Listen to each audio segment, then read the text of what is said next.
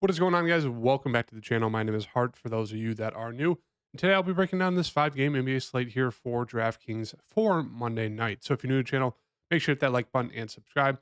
If you want more in-depth breakdowns and write-ups, as well as my updated core plays, once we get the injury news closer to lock, make sure to check out my Patreon link down below. I'll start putting up NBA prize pick plays finally after this next weekend. So one more week, I'll have NBA plays up for the NBA prize pick plays up for the rest of the year, alongside my write-ups and my updated core plays. So make sure to check that out, link down below. And yeah, I apologize for not having a video up the past 3 days. I know Thursday nights we did not have any basketball, but I was updating my core plays on my Patreon, but wasn't able to make some videos just because of traveling for Thanksgiving. So hope you guys had a great Thanksgiving weekend. But yeah, diving into this 5-game slate here, just want to do a quick recap from Thursday night. This was what I went with.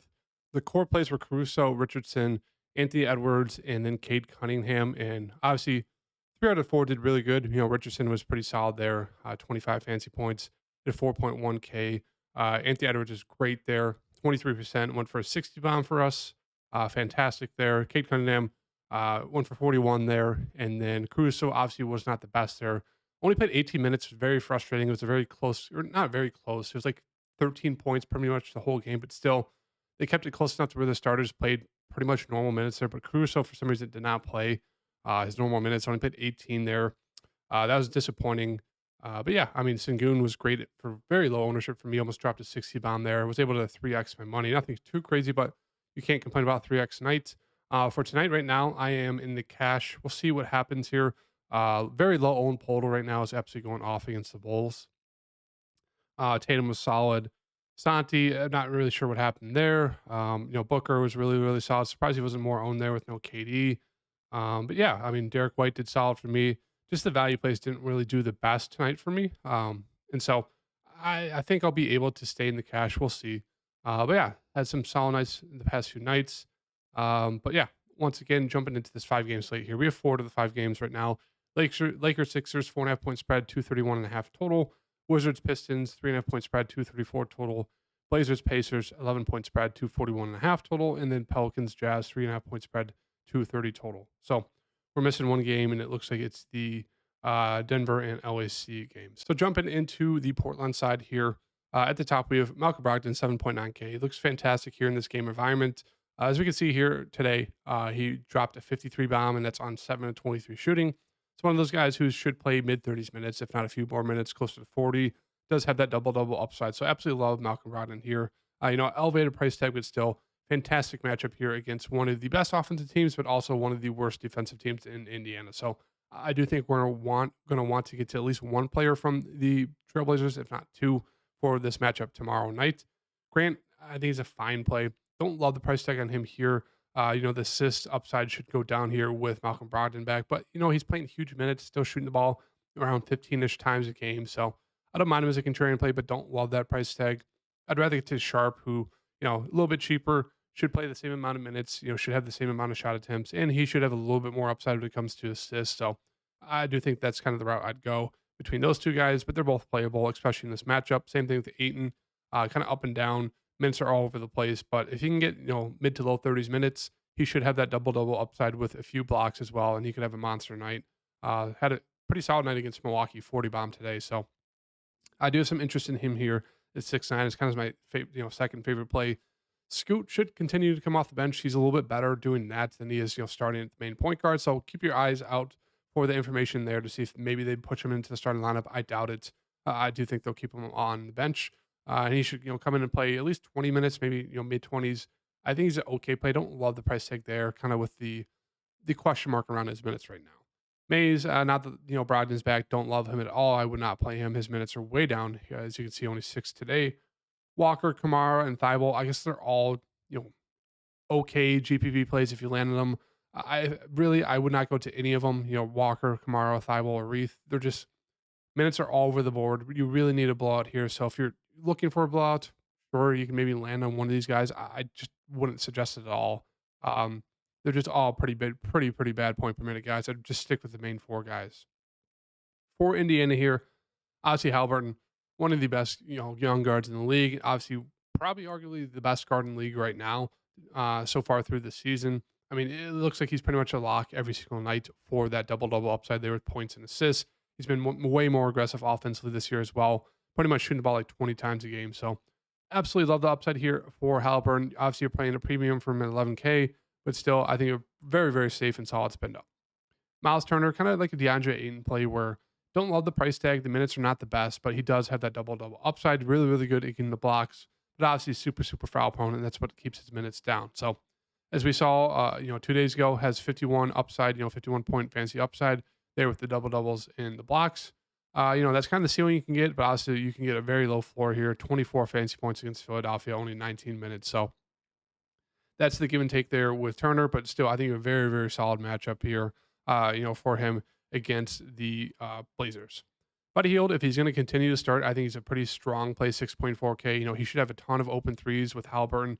Turner being able to spread the floor, being very, very good offensively. So it should lead to a ton of Buddy Hield threes. And as you've seen in the past 3 games, he's been shooting the ball very, very good once he's gotten inserted into the starting lineup. So once again, if he starts, I do have some interest in him.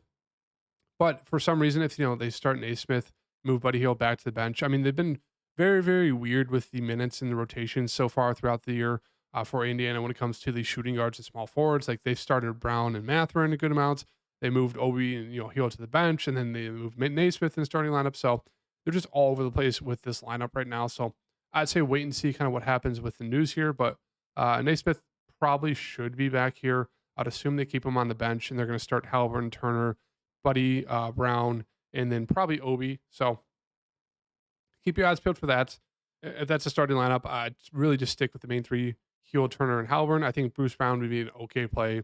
Sure, you can take a shot on one of these guards. I'd say Mathurin off the bench would probably be my favorites. He should be the most aggressive, even though, the minutes are not a guarantee for all these guys. Jalen Smith, 4,200, I guess an okay, value play, but otherwise not a ton of interest. I mean, Nembhard is back now after missing like a week. So it's just, there's a ton of minutes right now going to like 5 or 6 guys, which really kind of murkies the waters there. But moving on to the Lakers here. Anthony Davis should be good to go here for this matchup against Joel Embiid, and LeBron should be good to go as well. He's questionable, but he's been playing the past few games that he's been questionable. So right now, I do think I give the slight edge to LeBron. The price tag is pretty much the same between him and AD, but obviously a way better matchup here. Does not have to guard Embiid, which Anthony Davis does. And so if that shifts the ownership to where more people are on LeBron, on LeBron compared to AD, I wouldn't mind going to AD for the contrarian play there, but still. I think they're both strong plays. Would rather just prefer playing LeBron and a little bit better of a defensive matchup. I think Russell's a fine mid-range play here, 6.3K. We know he's pretty good upside there. Strong set season, kind of cooled off the past few games, but still solid upside. I do think I have a good amount of interest in him.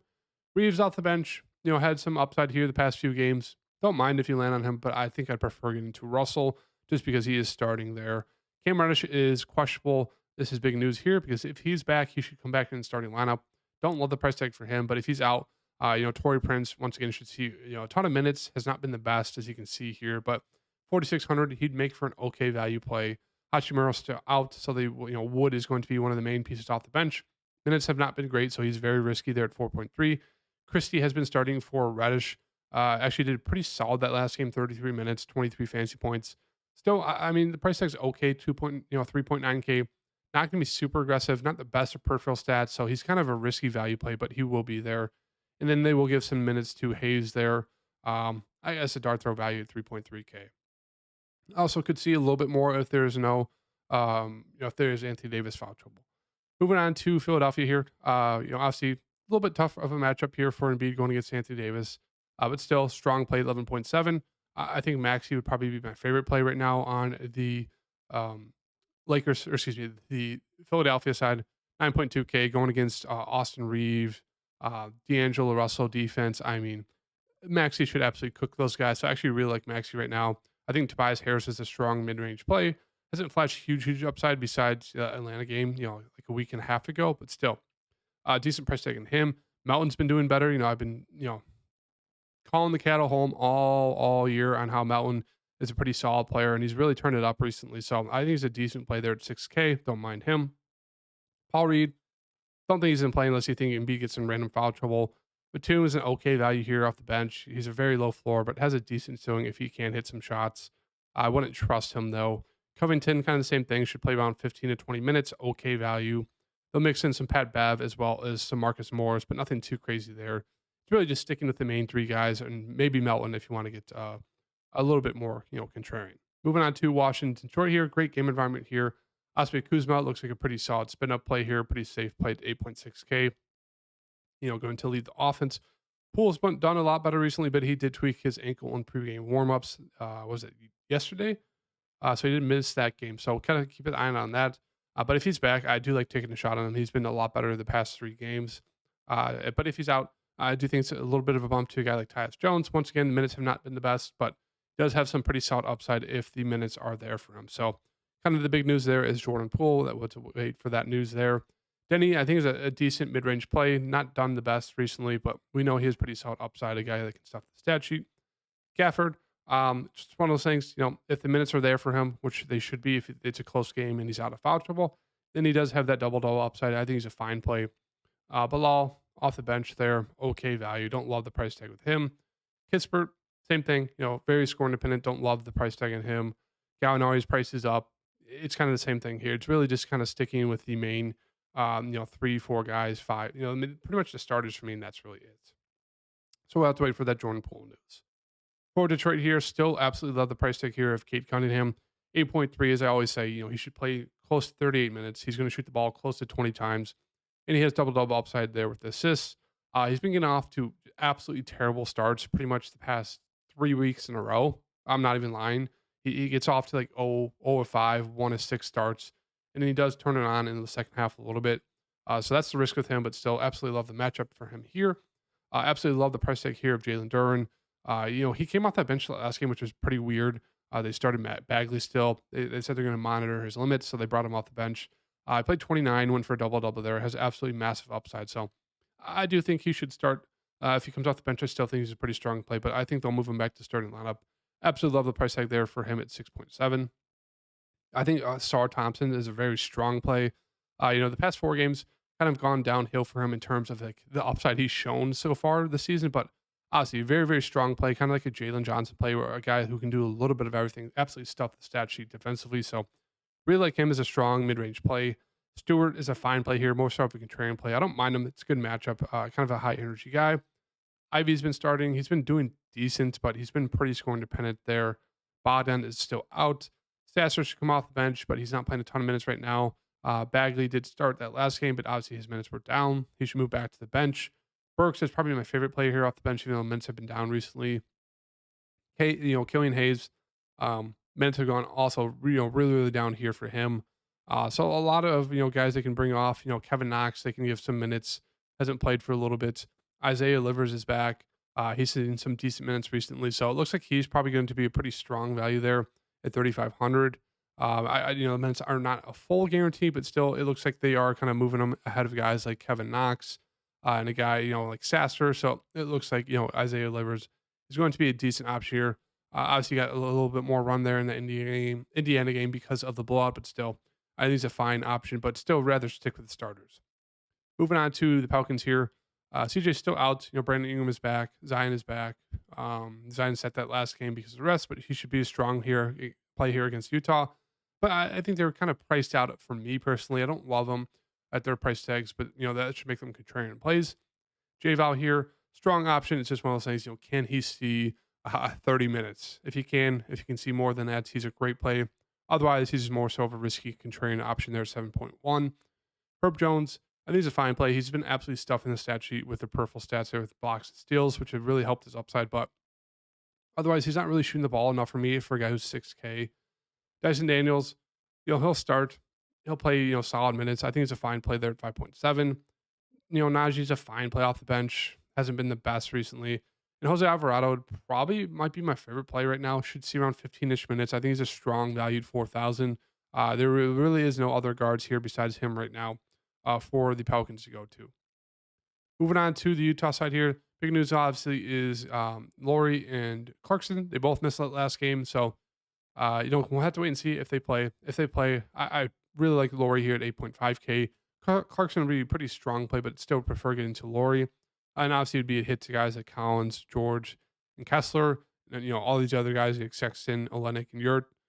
So kind of wait and see approach here for Utah. Obviously, it's one of the later games, but I'll have a better breakdown on my Patreon link down below. But yeah, these guys are back. I really like Laurie.